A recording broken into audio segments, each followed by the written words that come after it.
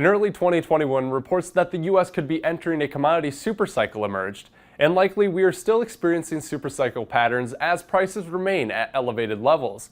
A commodity supercycle is often defined as a sustained period, usually more than a decade, of increasing commodity demand, resulting in elevated prices.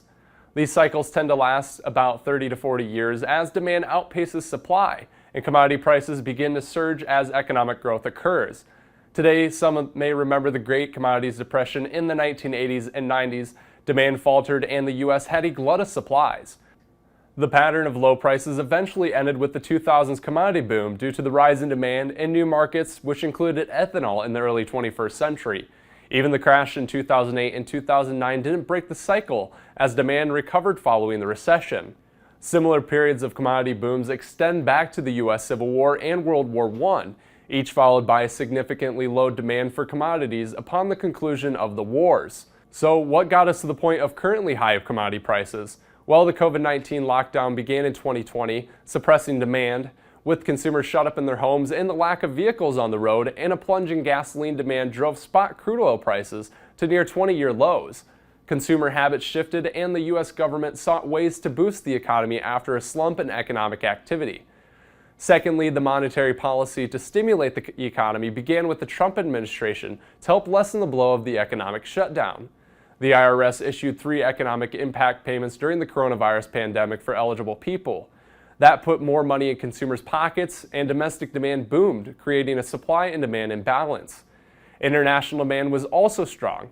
For example, the U.S. had record exports of beef and grain to China, primarily due to the Phase 1 trade agreement, which was a historical deal that aimed to increase trade relations with China and expand market access for American producers.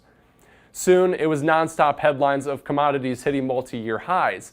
2021 began with beans in the teens. Corn surpassed $5 with speculation that it would hit $6. Not too long after, it surged above $7.50 as weather price action dominated the newswire. Even cattle markets began to turn higher. Meanwhile, farm inputs had not caught up with the rise in commodity prices, so farmers cashed in on some hefty profits. Also keep in mind that last year we also didn't know of the impending Russia invasion of Ukraine that would factor in additional upward momentum in markets that it would have, with 20 million metric tons of grain lay trapped in Ukraine. Since retracing gains and breaking key support levels, the Goldman Sachs Commodity Index has resumed some upward momentum. The index is a broad, diversified commodity index that includes energy, food, metals, and other commodities sold through futures contracts. The current run-up in prices began in late 2020 following a depression of prices prolonged by the pandemic, and the U.S. is nearing a second year of elevated prices.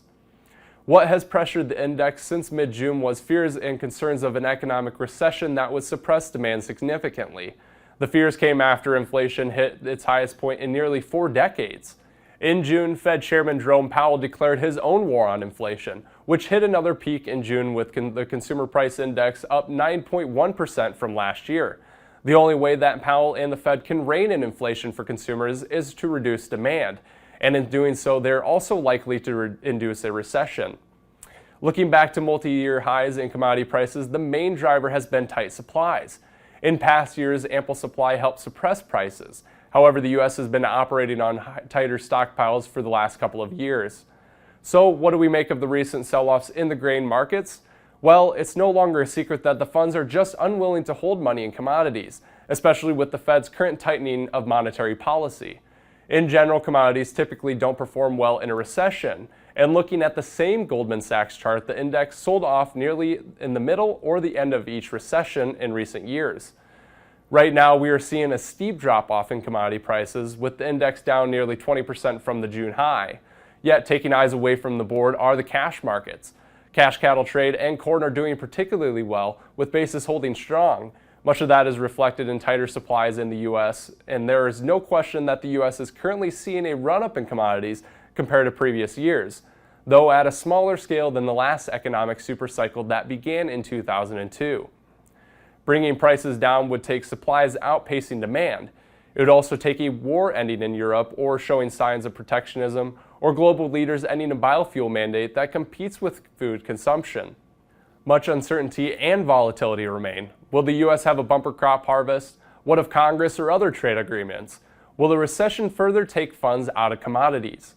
If we are in a true supercycle, as many analysts have suggested, we could still yet see a sustained period of high prices, pending bullish news reinvigorating the commodity markets. Thanks for listening. I'm Dawson Schmidt, and this has been a special report on Trader PhD.